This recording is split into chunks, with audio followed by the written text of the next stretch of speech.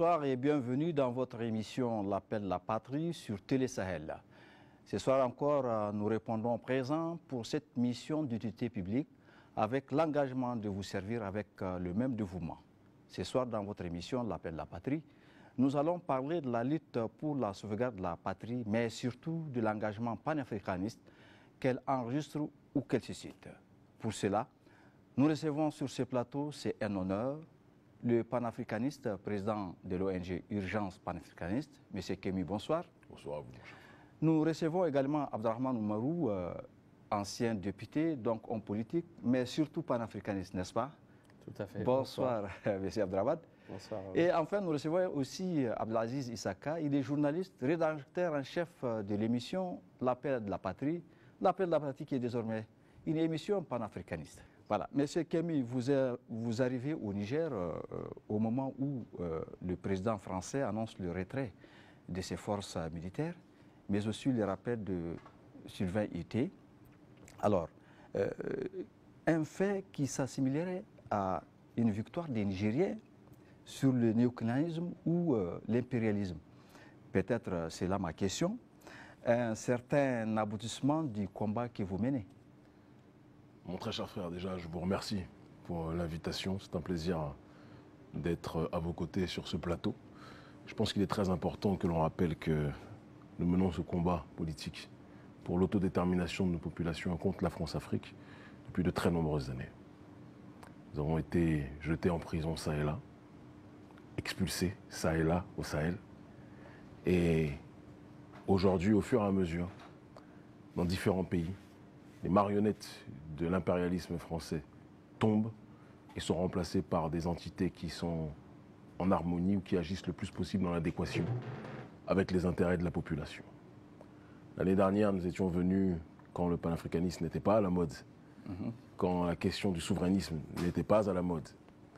Nous avions été menacés de mort, c'est important qu'on le rappelle, par les sbires du régime du président Bazoum. Et aujourd'hui, le président Bazoum n'est plus au pouvoir. Le peuple a pris ses responsabilités. Et nous, dans notre devoir, toujours donc, de soutenir la population, où qu'elle soit en Afrique ou dans la diaspora, nous avons appuyé le plus possible sur le terrain communicationnel, sur le terrain logistique aussi, puisque notre ONG fait partie des organisations qui se mobilisent avec tous les mouvements citoyens sur place au Niger. On a tout fait pour que ce combat puisse aller le plus loin possible. Donc, victoire, je ne crie pas victoire trop vite, parce qu'on dit toujours qu'une bête n'est jamais aussi dangereuse qu'au moment où elle est blessée. Et le néocolonialisme français se sent humilié, parce que nous sommes en train de le bousculer un peu partout. Ça nécessite de la prudence de notre part. Macron a dit que les soldats rentreront d'ici la fin de l'année. Ça laisse beaucoup de temps pour qu'ils puissent, comme ils le disent dans leurs médias, tenter de nous déstabiliser.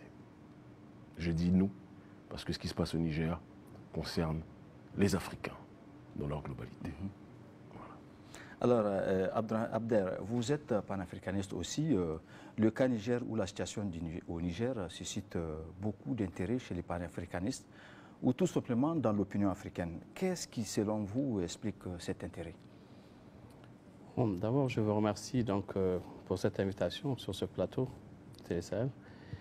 Comme l'a dit notre frère, en fait, ça fait des années que nous prêchons en fait ce panafricanisme. Ça fait des années que nous sommes sur ce discours de la souveraineté.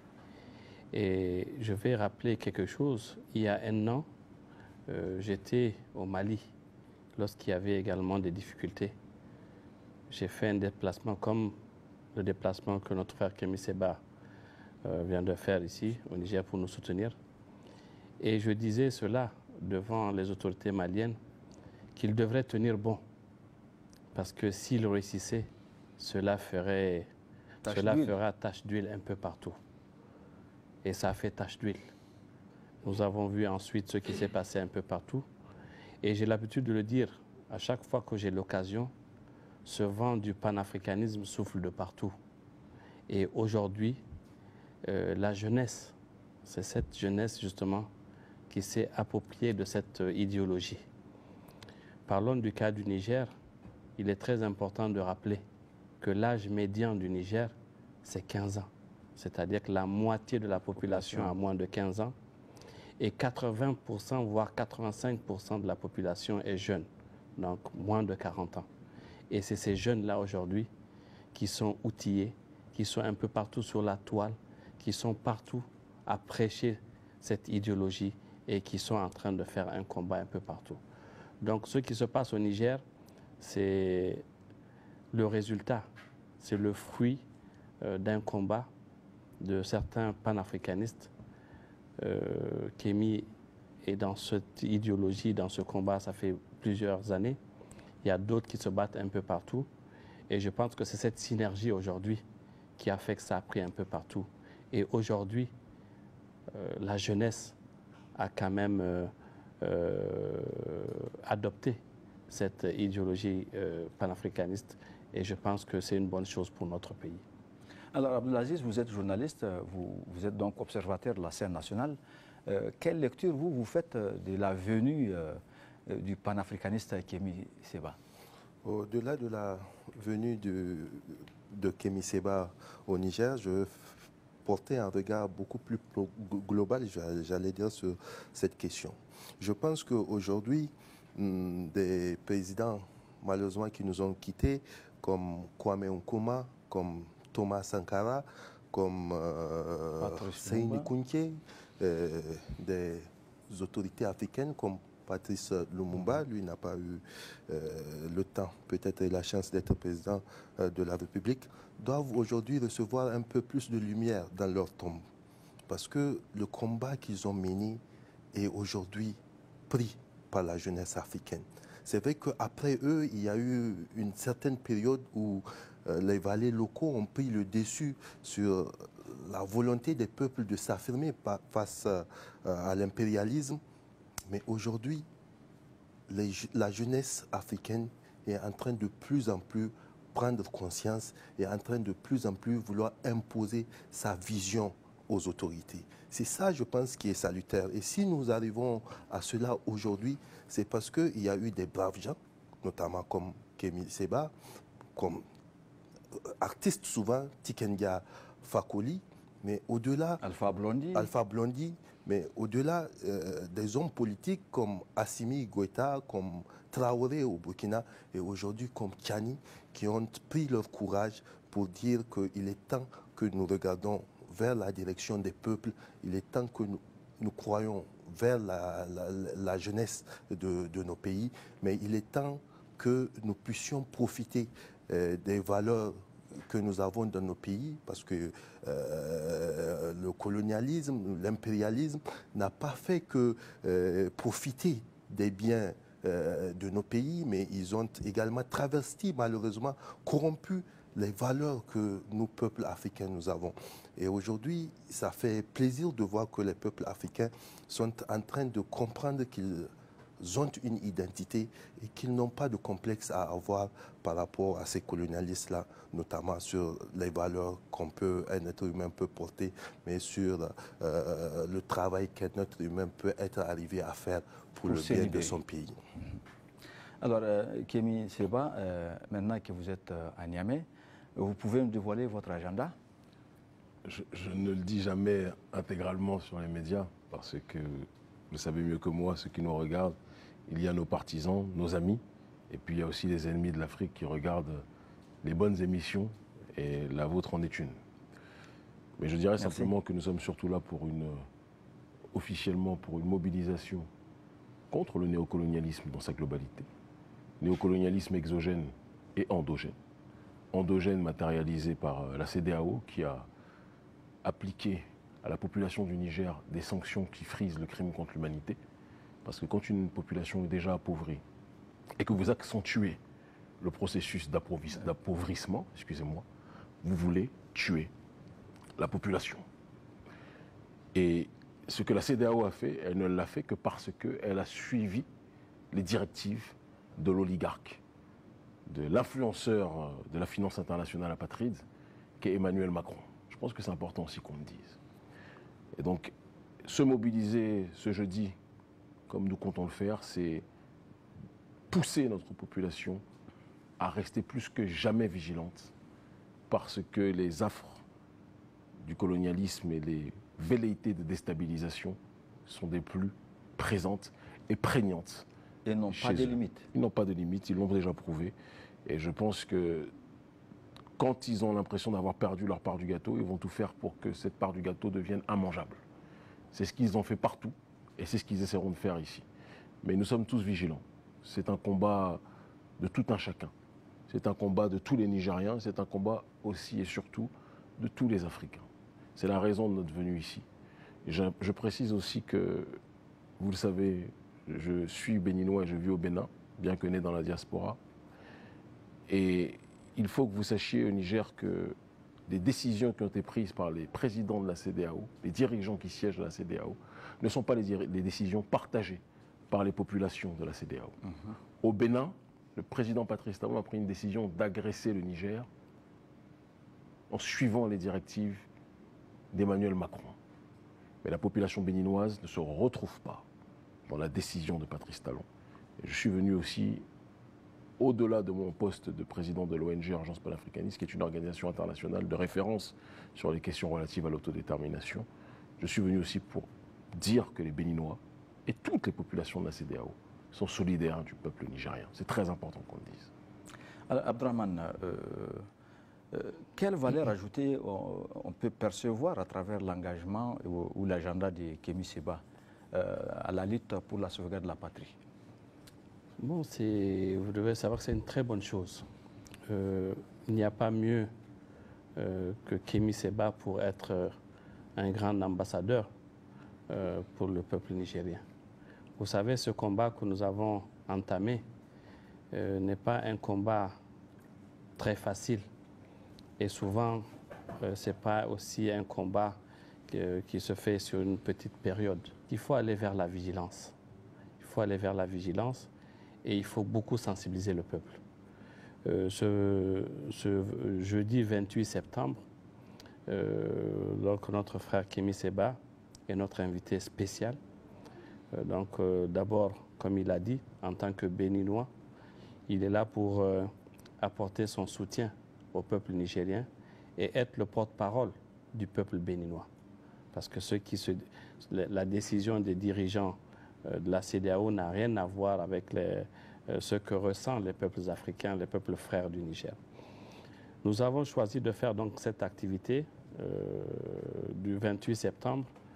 C'est pour d'abord rappeler l'histoire à cette jeunesse. Tout à l'heure, je disais que l'âge médian du Niger, c'est 15 ans et 85% de la population est jeune.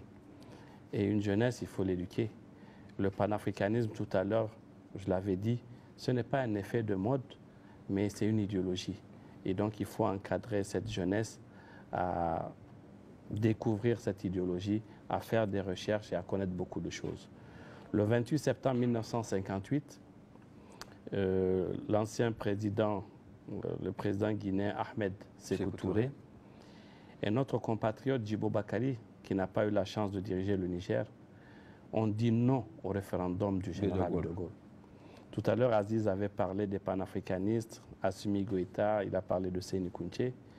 Mais avant Séni Kountché, il y a eu Djibo Bakary.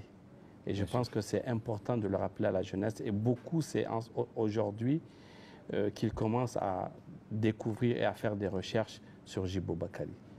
Djibo Bakary était le premier maire de la ville de Niamey et il était à 2 pas d'être le premier président du Niger. Mais parce qu'il avait souhaité la vraie indépendance, les colonisateurs de l'époque ont pensé qu'il était dangereux et qu'il ne fallait pas, dès les années 60, aller vers l'autodétermination. Donc le 28 septembre 1958, ces 2 dignes fils d'Afrique ont dit non au général de Gaulle. Et pour rappeler cette date historique, nous aussi, nous avons choisi donc ce 28 septembre, 65 ans après, jour pour jour, pour dire non à Emmanuel Macron, de la même manière qu'eux ont eu à dire non au général de Gaulle, pour dire non à la politique française et surtout pour demander le départ immédiat de ces forces d'occupation qui sont sur notre sol. Donc c'est pour cela que nous avons choisi cette date et c'est pour non seulement honorer les aînés qui ont eu à quand même commencer ce combat, mais surtout pour inviter le peuple nigérien à venir assister à ce grand meeting panafricain où nous avons un invité spécial qui a fait des milliers de kilomètres pour venir soutenir le Niger. Tout à l'heure, je le disais à d'autres confrères, il a fallu qu'il parte jusqu'en Éthiopie pour passer la nuit, alors même que le Bénin est un pays très proche du Niger. J'ai vécu cette même situation lorsque je suis allé au Mali pour soutenir le peuple malien. J'ai fait Niamey à 10 pour faire des jours à 10 pour arriver à Bamako afin de témoigner le soutien du peuple nigérien à la transition malienne. Parce que vous devrez savoir aussi, le même comportement de Patrice Talon aujourd'hui, c'était ce même comportement que les autorités déchues avaient envers le peuple malien et envers les autorités maliennes. Donc ce jeudi, c'est historique. C'est pour rappeler d'abord ce que nos aînés ont eu à faire, mais c'est surtout pour demander à la jeunesse et au peuple nigérien de se réunir avec nous.